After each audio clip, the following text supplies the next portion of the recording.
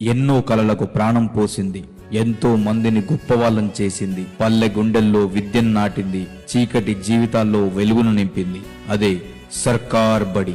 నేటి కలెక్టర్లను, నాయకులను, ఆఫీసర్లను తయారు చేసిన బడి ఒంటరిగా మిగిలిపోతుంది ఎందుకు?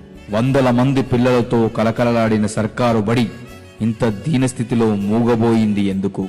ఈ సమాజంలోని అందరికీ ప్రభుత్వ ఉద్యోగం కావాలి, ప్రభుత్వ పథకాలు కావాలి, ప్రభుత్వమిచ్చే అన్ని ఉచితాలు కావాలి. కానీ ప్రభుత్వ విద్య మాత్రం వద్దు. రాష్ట్రానికి, దేశానికి వెన్నెముకైన సర్కారు బడి నేడు చతికిల పడిపోయిన పాపం ఎవరిది? ఈ సమాజంలో గొప్ప కోసమో మెప్పు కోసమో ప్రైవేట్ బడి మోజులో పడి నలిగిపోతున్న తల్లిదండ్రులు సర్కారు బడి గొప్పతనాన్ని మర్చిపోయారు. వేలు పోసి ఫీజులు కడుతూ సోషల్ స్టేటస్ గా ఫీల్ అవుతున్నారు. అడ్డగోలుగా వసూలు చేస్తున్న ఫీజుల దాహానికి బలవుతున్నారు. నేడు బడి ఓ బ్రాండ్ అయ్యింది. విద్య వ్యాపారమైంది.